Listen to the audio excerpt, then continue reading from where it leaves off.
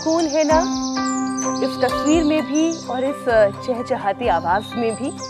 जैसे एक संगीत भरी सुबह, जैसे बचपन की कोई मीठी सी याद, और जैसे ये छोटी सी गौरैया हमसे ये कह रही है, याद है वो समाना जब तुम्हारी नींद अलार्म से नहीं मेरी चहक से खुलती थी। मैं वही नन्ही सी गौरैया हूँ, तुम्हारे आंगन की रौनक, खेतों की रखवाली और कुदरत के संतुलन की छोटी सी साथी। मुझे बस थोड़ा सा दाना, थोड़ा सा पानी और एक सुरक्षित कोना ही तो चाहिए, और फिर मैं लौट आऊंगी।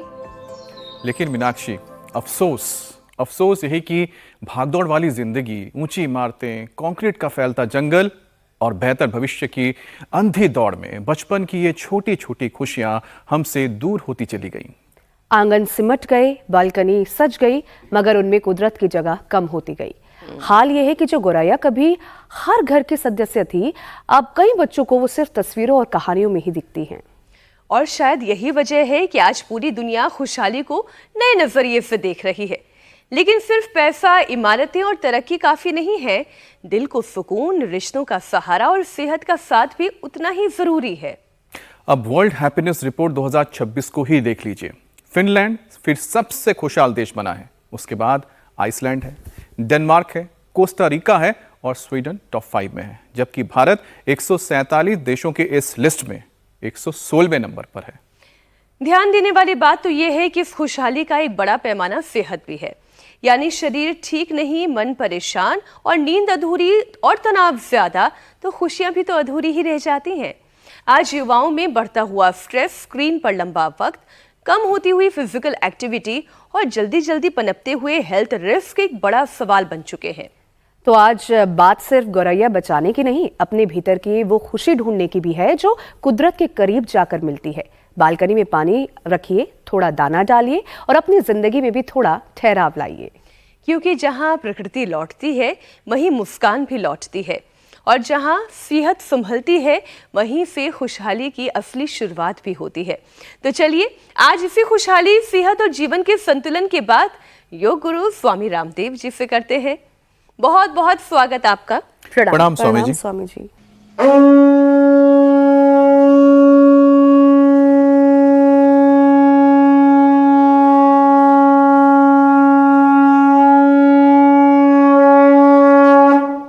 बहुत बहुत धन्यवाद मेरी बहन, आपको भी, मीनाक्षी जी, अमित जी।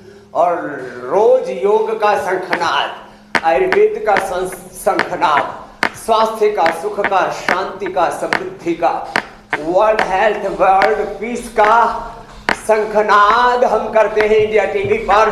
और सुबह सुबह पूरे देश को जगाते हैं, रोग मुक्त बनाते हैं। और ये रोग मुक्ति और जीवन मुक्ति का सूत्र जो है हंसते खेलते हम देते हैं। योगी जोगी पूरा कर सके तो पूरा, नहीं तो यहाँ से तो शुरुआत तो करें। और जब ऐसा करते हैं तब सच में पूरा जीवन रूपांतरित होता है। अच्छे दिन योग से ही आएंगे, कर्म योग से आएंगे। ये ऐसे, ये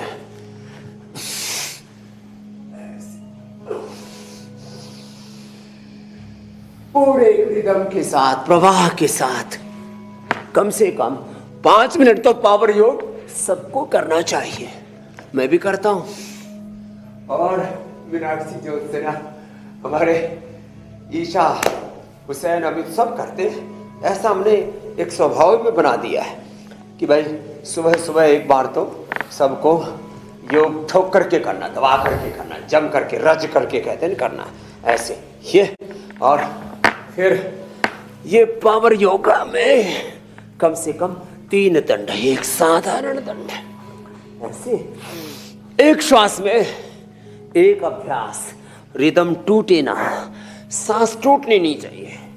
हम दौड़ लगाते खूब जबरदस्त, फिर ये दंड बैठक लगाते हैं, लेकिन श्वास नहीं फूलने देते, श्वास नहीं फूलता है, ऐसा एकदम दमखम के साथ, दम नहीं उखड़ना चाहिए।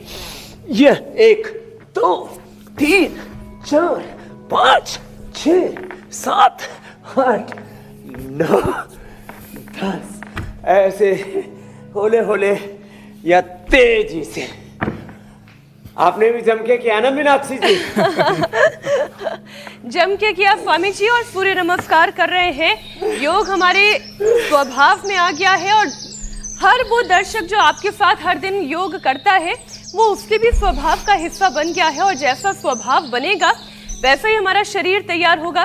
स्वामी जी, आज तो हमने कुदरत की वो जो प्यारी सी क्रिएशन है गौरैया, उसे अपने स्टूडियो में उतार लिया है, और बहुत प्यारा लग रहा है, क्योंकि आजकल हम चूंकि नोएडा जैसे एक शहर में रहते हैं जहाँ पर इमारतें ही इमारतें हैं, वहाँ पर इतनी प्यारी गौरैया देखने को अब नहीं मिलती। स्वामी जी, कुदरत इंसान के आंगन से दूर होता जा रहा है, दूर होती जा रही है ये कुदरत। आंगन, पेड़ पौधे, पक्षी, गौरैया जैसे छोटी छोटी खुशियों से जो हमारा दिन कट जाता था, मन को खुशी मिलती थी, अब वो देखने को ही नहीं मिलती स्वामी जी। और मन के साथ साथ अब इसका शरीर पर भी असर पड़ रहा है। देखो, प्रकृति से हम जितना दूर हो रहे हैं उतना हम कम खुश रहते हैं। पशु पंछी, प्रकृति, गिरी, गह्वर, नदियां, तालाब, इनके अंग संग रहेंगे। जितने प्रकृति के अंग संग रहेंगे उतना ही विकृतियों से दूर रहेंगे। प्रकृति से दूर हटे तो विकृति हमारे जीवन में छा गई। इसलिए हमारे यहाँ पर भी देखो, उधर मोर बैठा है, हाँ ये भीतर ही घुसा है आज। इसने देखा कि जो है बाबा जी अकेले योग कर रहे हैं, उनको अकेला नहीं छोड़ेंगे। मैंने कहा आ जाओ भाई। और हमारे भगवान कृष्ण जी देखो, वो पंछियों के साथ रहते, गायों के साथ रहते हैं। भगवान हमारे शिव जी नंदी से लेकर के, वो तो हिमालय से लेकर के, उन्होंने तो अपने शीश पर ही गंगा को और चंद्रमा को धारण किया हुआ है। हमारे सारे देवी देवता, हमारी माँ भवानी भगवती शेर के साथ रहती हैं, तो हमारे तो सारी देवी देवता, हमारे गणेश जी से लेकर के, शिव जी से लेकर के, सारे हमारी दैवी शक्तियाँ प्रकृति के अंग संग रहती है। और ऐसे ही जो प्रकृति के अंग संग रहेंगे तो ना स्ट्रेस, ना एंजाइटी, ना डिप्रेशन। और ये सच है कि ऐसे ही प्रकृति के साथ सामंजस्य, यही हमें अच्छा स्वास्थ्य देता है। और यही हमारा, जैसे आपने कहा, योग हमारा मूल स्वभाव है। स्वभाव अध्यात्म मुच्यते, अध्यात्म हमारा मूल स्वभाव है। कहाँ तो हम मूल प्रकृति से, मूल संस्कृति से, मूल चेतना से, मूल आत्मा से, और सबके भीतर एक ही आत्मा और सबका एक ही परमात्मा है। सबके एक ही पूर्वज है, सब एक ही धरती माता कहो, भारत माता कहो, प्रकृति माता कहो, उसकी संतान है माता भूमि ही पुत्रो हम पृथिव्याः। अब ये तत्व कहीं हमसे छूट गए तो आइए, बहुत सी चीजें स्वामी जी छूट रही हैं। लौटे, अब बुलबुल जैसे पक्षी, मैना, गौरैया, ये सारी मुझे किताबों में ही बच्चों को पढ़ानी पड़ रही है, क्योंकि हमारे आसपास कबूतर के अलावा और कोई पक्षी देखने को मिलता ही नहीं। और नोएडा जैसे शहर में तो कौवा भी देखना मुश्किल हो गया है। कबूतर और कौवे, हाँ, बहुत। जब तक कि आप पेड़ पौधों चारों तरफ अगर ग्रीन एनवायरनमेंट में ना लेकर जाएं, अरे श्राद्ध के समय मैंने देखा 20-20 हजार रुपए देते कौवा बुलाने के लिए। लीजिए लीजिए। तो स्वामी जी, वाकई में हमें आत्ममंथन करने की जरूरत है कि जो पक्षियां हमारे दिनचर्या का हिस्सा हुआ करती थी, हमारे दादा दादी नाना नानी बताया करते थे, देखो वो गौरैया है उड़ रही है, लाल है जिसका अंदर मुंह, देखो वो बुलबुल है, और ये देखो ये मैना है, इसकी पीली चोंच है। अब ये सब तो हमने सामने देखा, हमारे बच्चे किताबों में पढ़ रहे हैं, और ये सब महानगर में रहने वाले लोगों के लिए ही सबसे ज्यादा मुश्किल आ रही है। रोजमर्रा की जिंदगी में कुदरत को वापस कैसे लेकर आए, कैसे अपनी प्रकृति को बचाएं, क्योंकि अगर प्रकृति बचेगी तभी तो हमारी सेहत बचेगी। इसके लिए थोड़ी थोड़ी चेष्टाएं करेंगे। एक तो अपने घरों में गमले लगाएं, जड़ी बूटियां लगाएं, वनस्पतियां लगाएं। आजकल जो है कुछ कुछ पंछियों को पालने की अनुमति है। ये जो कुत्ते पालते हैं, बिल्लियां पालती हैं, तो बड़ी महंगी पड़ती है। घर में छोटे छोटे पंछी, और उसके जिसके जितनी बालकोनी का साइज है उतने साइज का एक पिंजरा सा बना लें, वहां पर पंछी पालोगे तो कम खर्चे में काम हो जाएगा। पूज्य आचार्य बालकृष्ण जी ने एक बड़ा सा पिंजरा बना रखा है। अरे मैंने देखा है स्वामी करीब जी, 15 बाई इतने बड़े बड़े तोते हैं मकाओ में। तो ऐसा तो देवेंद्र फडणवीस जी हैं, अमृता फडणवीस, मैंने देखा उनके पास भी इतने बड़े बड़े तोते। में जाता हूँ तो मेरे कंधे पर सिर पे लाके बैठा देती है।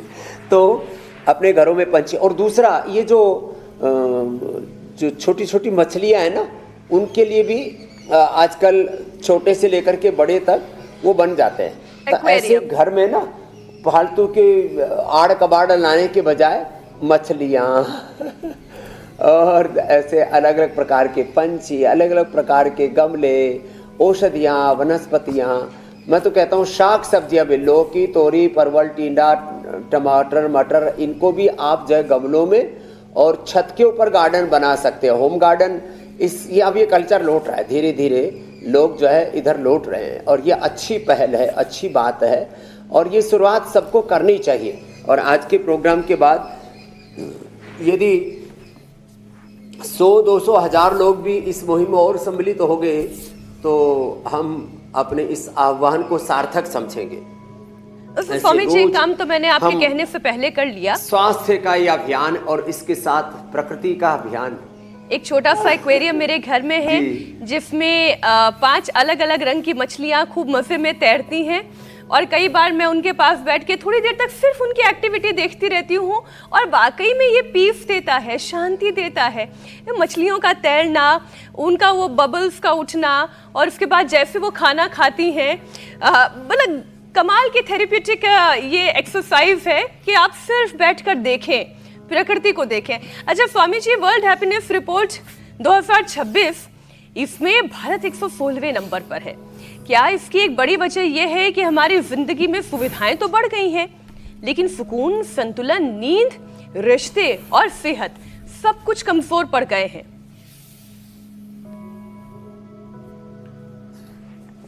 एकदम ठीक कहा आपने। 2 तरह के लोग हो गए, एक है साधनहीन, रोगी, दुखी, दरिद्र लोग और दूसरे हैं साधन संपन्न, रोगी, दुखी, दरिद्र, बदहाल। और इस कदर लोगों की जिंदगी में पूरा तनाव भर गया है, स्ट्रेस, एंजाइटी, डिप्रेशन, अकेलापन, सोनापन, खालीपन, और उससे जिंदगियां तबाह हो गई। और आवश्यकता इस बात की है कि हम फिर से अपने आप को संभालें। और 3 बातें एक साथ कहना चाहता हूं। हम कभी अकेले नहीं होते। गुरु का ज्ञान, भगवान का संबल हर पल हमारे साथ रहता है। और कहाँ अकेले हैं? 37 ट्रिलियन सेल्स भीतर, एक सेल में 1 करोड़ एक्टिविटी। क्या अजब गजब संयोग है। इतनी सुंदर प्रकृति, परमेश्वर की रचना।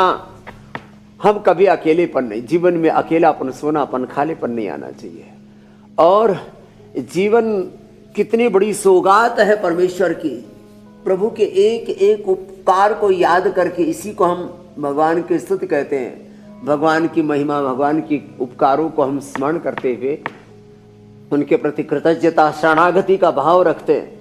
तो ऐसे अपने अंग संग गुरु भगवान को अनुभव करना, पूरी समष्टि, पूरी कायनात को, पूरे अस्तित्व को, अपने चारों ओर हम तो पेड़ पौधों, वनस्पतियों से लेकर के पूरे इस अस्तित्व को अपने अंग संग अनुभव करते हैं और बड़े आनंद में रहते हैं। एक क्षण के लिए भी अकेलापन, सोनापन, खालीपन नहीं आता है। हम सुख से, शांति से, आनंद से आप्लावित रहते, भरे हुए रहते हैं और सबसे यही कहते हैं। फिर करने को इतने काम हैं और जीने के लिए इतने आलंबन हैं, फिर न जाने क्यों ये दुनिया ऐसे ही सोनेपन की, खालीपन की शिकार सी हो गई है। तो स्वामी जी, ऐसे हमारे साथ योग करेंगे। कमल हासन की और- फिल्म में कितना प्यारा जी, मेरे गाना है भाई। स्वामी जी, अमित जी। यही ए जिंदगी गले लगा ले, ए जिंदगी गले लगा ले, हमने भी तेरे हर एक गम को गले से लगाया है ना। तो जिंदगी को जितना प्यार से गले लगाएंगे, जिंदगी भी उतने ही प्रेम से आपको आलिंगन करेगी।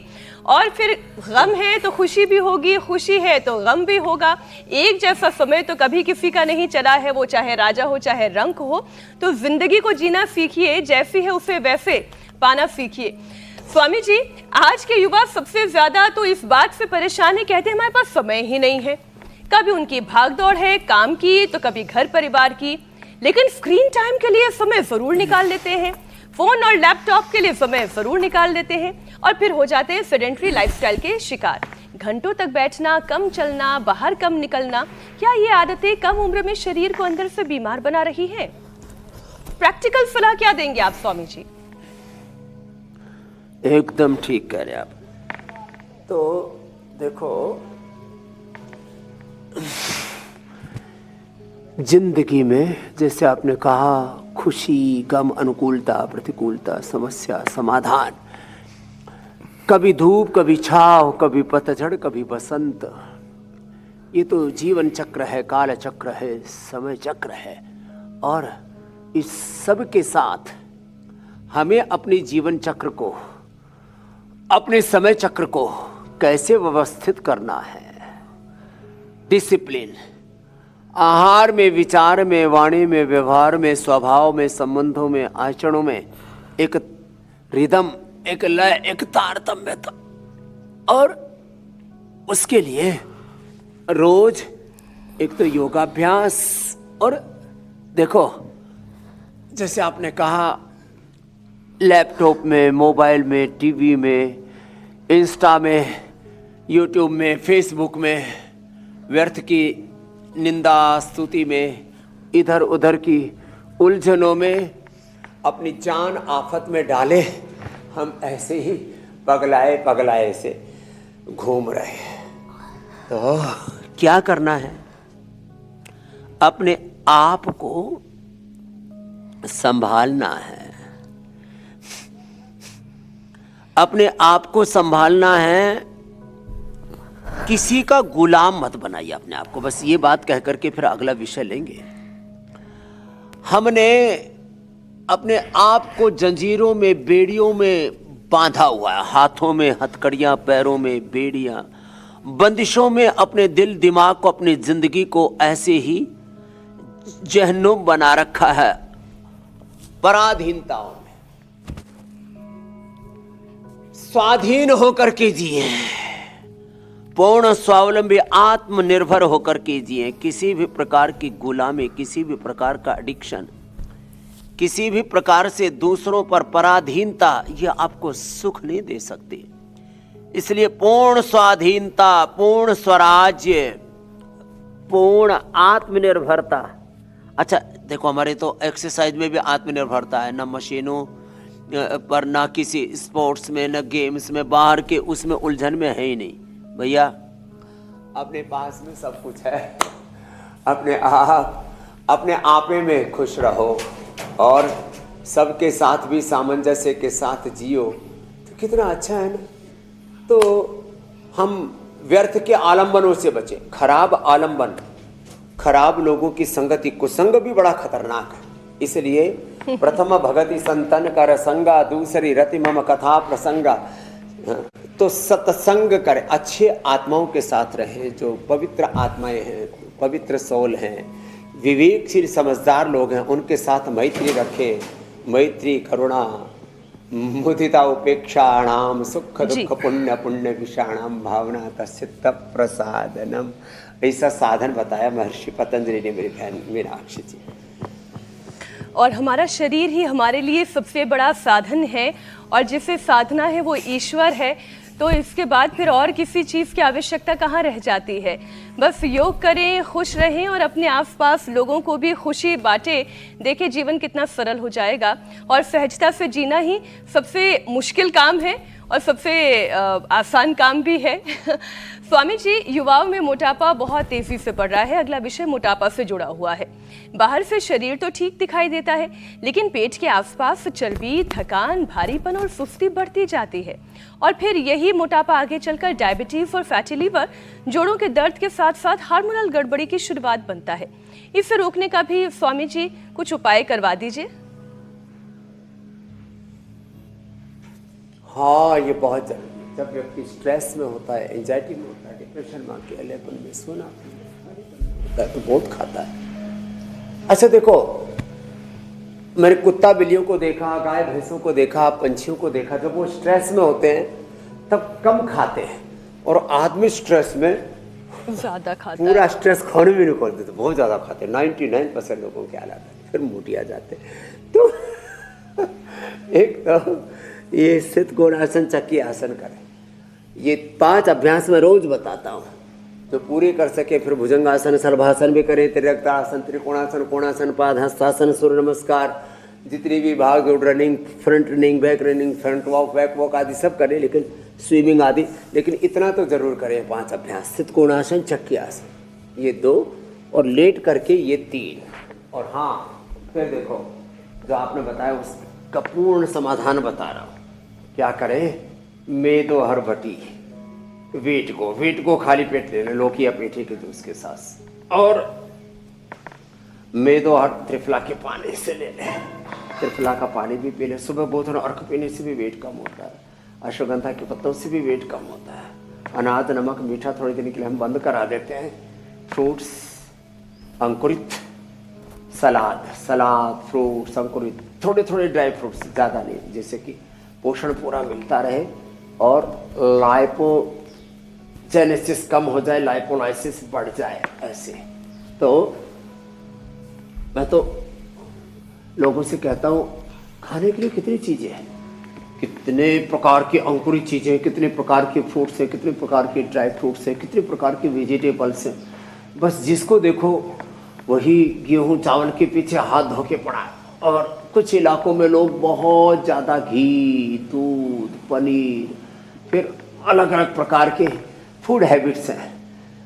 ये जो अलग अलग प्रकार के खाने के पदार्थों के प्रति भी जो एक लत है, एडिक्शन है ना उनका, उससे हमें बचना पड़ेगा।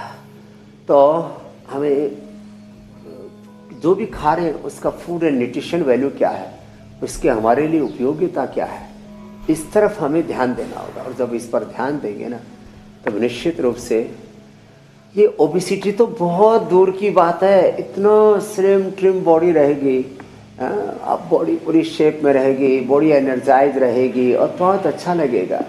बहुत ज़्यादा खा पी करके 10-20 मिनट के लिए अच्छा लगता है, और कम खा करके, अच्छा खा करके, आहार में जो पूरा डिसिप्लिन होता है तो पूरे दिन और पूरे जीवन अच्छा लगता है। तभी आपके ऊपर निर्भर करता है। अभी एक भाई कनाडा से आए हुए थे, सचिन जैन नाम उनका, तो वजन उनका बढ़ गया 90 के आसपास। तो मैंने कहा, सचिन जी अब 75 की उम्र हो गई, अब थोड़ा संभल के खाओ। बोले जी ऐसा लगता तो उम्र तो हो ही गया, मरना है तो खा पी के ही मरते। मैंने कहा देखो, खाने पीने में स्वाद आता है 20-30 मिनट के लिए। अच्छा खाने में, अच्छा खाओ, अच्छा पियो, अच्छा जियो, अच्छा खाओगे, अच्छा पियोगे, अच्छा जियोगे तो सुख मिलेगा पूरे दिन भर और पूरे जीवन भर। इसलिए थोड़ी देर की खुशियाँ, बाद में गम, थोड़ी देर की चकाचौंध और फिर बाद में अंधियारा छा जाता है, ये ठीक नहीं है। इसलिए हाँ, ओबेसिटी के लिए मरकट आसन भी थाई बटक शेप्स के वेट को कम करता है और बॉडी को रिलैक्स करता है। वैसे तो हम तो भस्त्रिका करा करके वेट कम कर देते हैं। तो जीवन को डिसिप्लिन में ढाले। अथ योगानुशासनम, एक एक सेल, टिश्यू, ऑर्गन से लेकर के सेल टू सोल, इस सेल्फ डिसिप्लिन की जर्नी। और आप बार बार आप भी इन शब्दों को दोहराते रहते हो, self discipline, consistency, continuity, divinity के साथ जीवन को एक बस प्रवाह में जिए जा रहे हैं। चरैवेति चरैवेति, यही तो जिंदगी है। अब स्वामी जी, मुझे लगता है कि कई बार उम्र के साथ लोग चीज़ों को समझते हैं, और शायद यही वजह है कि जब तक समझने लगते हैं, चीज़ें समझने की उनमें क्षमता आती है, तब तक काफ़ी देर हो जाती है। लेकिन स्वामी जी अब करें तो क्या करें, क्योंकि उम्र अब बीमारी का लिहाज ही नहीं कर रही है। कम उम्र में लोग डायबिटीज़ का शिकार हो रहे हैं और इसकी वजह है स्वामी जी मीठा खाना, लेकिन साथ में देर रात तक जागना, तनाव, बैठे बैठे काम, बार बार कुछ ना कुछ खाते रहना और एक्सरसाइज की कमी, एक्टिविटी की कमी। यंगस्टर्स अपनी आदतों को स्वामी जी बदलें ताकि शुगर कंट्रोल में रहे, इसके कुछ उपाय। और साथ ही स्वामी जी प्रधानमंत्री जी ने भी तेल के बाद अब चीनी कट करने की अपील की है। स्वामी जी होने के 5 बड़े कारण बताता जी। पवन मुक्तासन, उत्तान पादासन, ये शुगर, सॉल्ट और इसके साथ जोड़िए ना synthetic food, cold drink, soft drink और फिर ड्रिंक और फिर अलग अलग प्रकार के अनहेल्दी फूड्स। पवन मुक्तासन, उत्तान पादासन 2 तो अप्रतिम अभ्यास है। ये लेट करके ऐसे लंबे करें, कपालभाति के साथ करें। फिर less physical activity, over eating, unhealthy lifestyle, जीवन की प्रायोरिटीज, जीवन में डिसिप्लिन, ये सब कुछ तय नहीं है। मंडूकासन, योग मुद्रासन, वक्रासन जो सब कर सकते हैं वही आसन करवा रहे हैं डायबिटीज के लिए। Less physical activity, over eating, ठीक से नींद नहीं लेना और हमेशा मन में गफलत, संशय, भ्रम, उलझन, हर समय आपाधापी, मार धाड़, खींचतान जीवन में मची है। तो इस अंतर्द्वंद्व से बचना पड़ेगा। मंडूकासन ऐसे भी यो मुट्ठे लगा करके, यो लगा करके भी, हथेली पर हथेली और आगे झुक कर, इसमें भी कपालभाति या बाह्य प्राणायाम के साथ। देखो ऐसे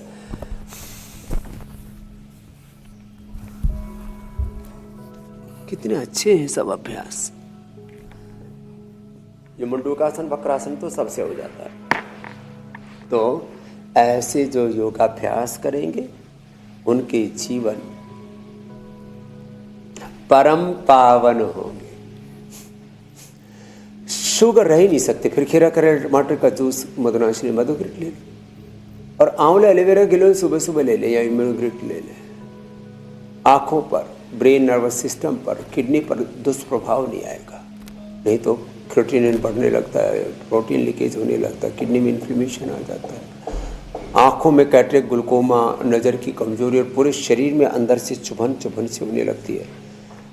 न्यूरोपैथी, आंखों में, रेटिना में प्रॉब्लम, रेटिनोपैथी, किडनी में नेफ्रोपैथी, पूरे शरीर में वीकनेस, सेक्सुअल डिसऑर्डर्स तक आ जाते हैं। फिर माताओं बहनों को संतति सुधा, पुरुषों को यौवनामृत, यौवन गोल्ड आदि लेना पड़ता है। और अंदर से बहुत थकान, फटीग आदि होती है। तो इम्यूनोग्रिट वटी है, इम्यूनोग्रिट गोल्ड देते हैं। तो थोड़ा अपने आप को संभालना पड़ेगा। जब शुगर हो जाए ना तो 1 सप्ताह डेयरी प्रोडक्ट बंद करके, जो हमने बताया ना, खीरा, करेला, टमाटर का जूस, मधुनाशनी, मधुग्रिट ले और मिलेट्स, बस एक टाइम मिलेट लें और फिर बाकी सलाद, फल, ड्राई फ्रूट्स, सब्जियां, इतने से ही गुजारा करें। 1-2 सप्ताह में ही दवाइयाँ, इंसुलिन आदि सब बंद हो जाते हैं। मेरे भाई अमित जी, मेरी बहन मीनाक्षी जी। जी स्वामी जी। स्वामी जी, लेकिन समस्या क्या है ना कि हाइपरटेंशन, आपके पास कितने सारे मरीज आते हैं, आप तो जानते ही हैं, हमसे ज़्यादा बेहतर जानते हैं कि हाइपरटेंशन अब केवल बुजुर्गों की बीमारी नहीं, युवाओं की बीमारी बन गई है।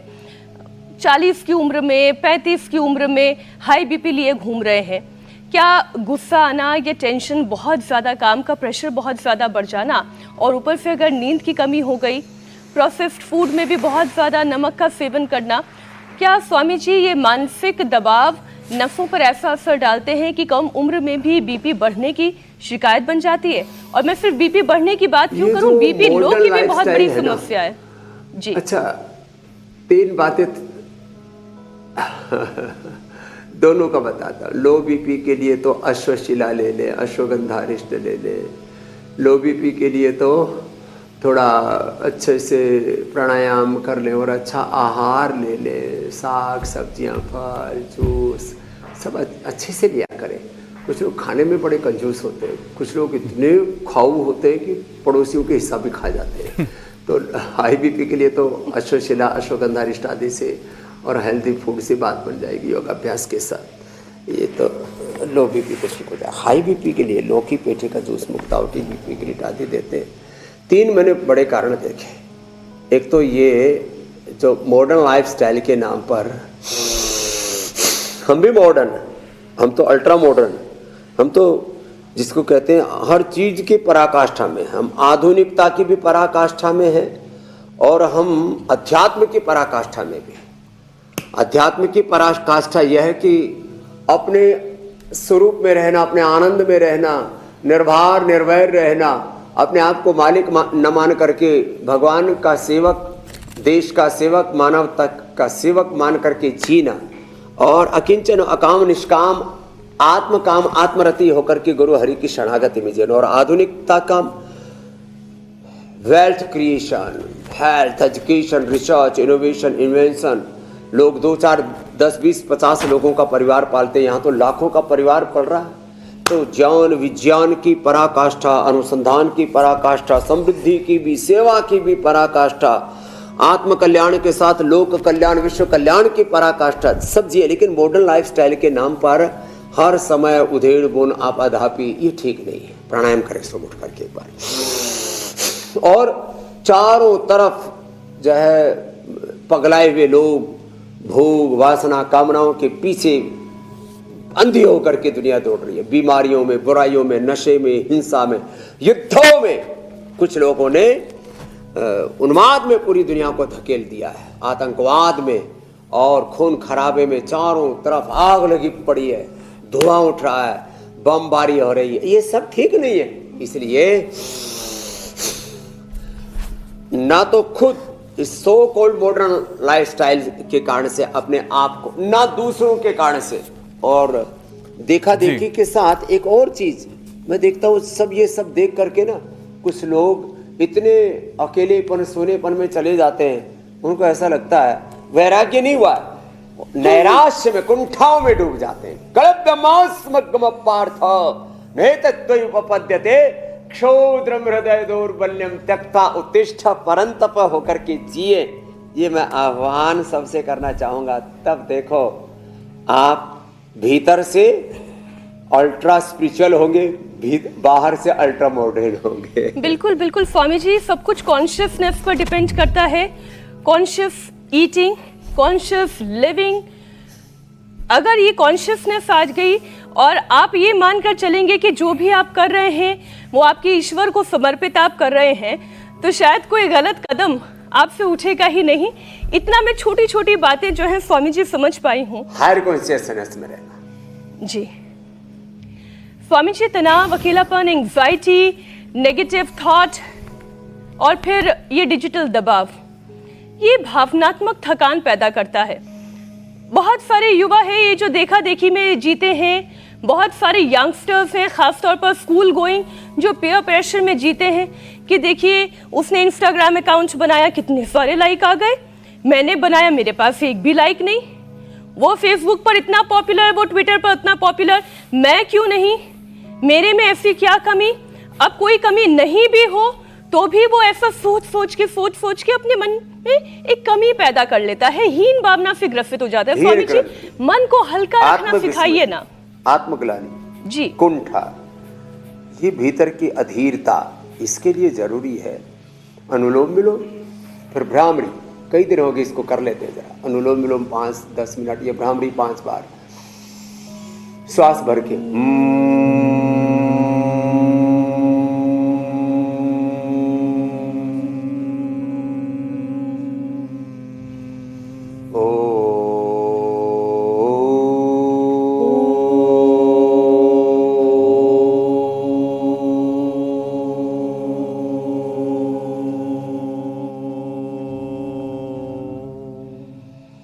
भीतर गहरी प्रशांति आती, एकाग्रता, अंतर्मुखता, स्थित प्रज्ञता। फिर जिनको का मन बहुत भारी सा रहता है ना, मेधावटी, मेमोरी ग्रीट आदि ले लें, अश्वगंधारिष्ट, सारस्वतारिष्ट आदि पी ले खाने के। मेधावटी, मेमोरी ग्रीट, ओमेगा, सोट करके गाय का घी पीना, बादाम रोगन नाक में डाला, बादाम रोगन से सिर पर मसाज कराना, पादाभ्यंग कराना, और थोड़ा ऐसे ये पिंडलियाँ दबा लेना। गट हेल्थ का ब्रेन हेल्थ से बहुत गहरा कोऑर्डिनेशन, कम्युनिकेशन है, एक दूसरे के साथ पूरे शरीर का ही तारतम्य है। इंटीग्रेशन में कोएग्जिस्टेंस, हार्मनी के साथ ही जीवन चलता है। तो अपने गट हेल्थ को अच्छा रखने के लिए एक तो जीरा, धनिया, मेथी, सौंफ का पानी पिए, अंकुरित खाएं, थोड़ा सुबह सुबह फ्रूट्स खाएं। सुबह सुबह के नाश्ते के नाम पर जो बहुत तरह का आड़ कबाड़ हम खाते हैं ना ये सब बंद करना होगा। देखो हम आपके सामने बैठे, बिल्कुल ना खाना भी अच्छा नहीं है। अति अल्प भोजन, अत्यधिक भोजन, ये न्यूनाधिकता हम करते रहते हैं। अति ठीक नहीं है उसके अंदर। अति सर्वत्र खाने में, वर्जयेत। उपवास में जी। तो थोड़ा एक बैलेंस, समत्वम योग उच्यते। स्वामी जी, आज इसी समता के भाव को अपने मन में समाहित करते हुए आपसे विदा लेने का वक्त है। कल फिर होगी आपसे 8:56 पर मुलाकात। बहुत बहुत धन्यवाद। प्रणाम। धन्यवाद। बहुत बहुत प्रणाम, धन्यवाद।